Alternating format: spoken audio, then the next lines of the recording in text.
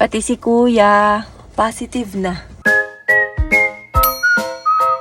Alas 3 nga na madaling araw nang naalimpungatan ako kasi paikot-ikot na si kuya sa kama. Akala ko naman hindi na siya makatulog kasi sobrang aga namin natulog nung kinagabihan, alas 7 pa lang. Nasa 39 nga rin yung lagnat ko niyan kaya hindi ko sure kung sarili ko ba'y nararamdaman ko o yung kapa ko sa kanya yun. Kaya chinek ko nga kaagad yung temperature niya. At pagtingin ko nga 38.4 yung lagnat niya. Naku, nangyari na nga yung kinatatakutan ko. Kahit hirap na hirap akong matulog ng nakamas, pinipilit ko talaga para kahit papano hindi siya mahawa. Pero dahil dalawa na nga kami ni Chelsea ang meron tapos magkakasama kami natutulog sa isang kwarto, napaka-imposible nga talaga na hindi siya mahawa. Kaya kinaumagahan, dumiretso na agad kami sa pedia para magpa-check up. Though sure ako na influenza nga to, kailangan pa rin natin yung diagnosis ng doktor at saka para makakuha tayo ng gamot. Naka-duty si Cristel ngayon kaya wala akong mapag-iiwanan kay Shelly kaya sinama ko na lang din. Pati nga siya naiyak din nung nakita niyang sinaswab test si kuya. At ito nga yung result na positive nga si kuya sa influenza As A. expected, pati si kuya positive na rin. So, inom din siya ng gamot na katulad kay Shelly. Isang beses lang to iniinom. Pero ito talaga yung para sa influenza.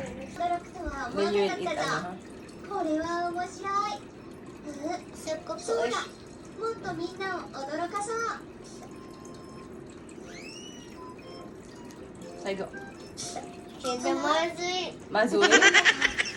Mazoy? Buti na lang madali kausap ng mga anak ko kahit hindi masarap yung gamot. Sabi ko kasi isang beses lang naman niya iinumin yun kaya tiisin na lang niya. Sunod-sunod talaga kaming inatake ng virus. Mabuti na lang din at si Shelly wala ng lagnat at ako pagaling na rin. Nawala na nga yung lagnat ko at ubot sipon na nga lang din ang iniinda ko. Kaya mas makapag-focus na ako kay kuya. Alam ko na malalagpasan din namin to at malapit na nga rin nilang makita yung daddy nila. Nakaschedule na kasi si daddy na maililipat na siya sa ospital namin at pwedeng dumalaw ang mga bata kaya madadala ko sila doon.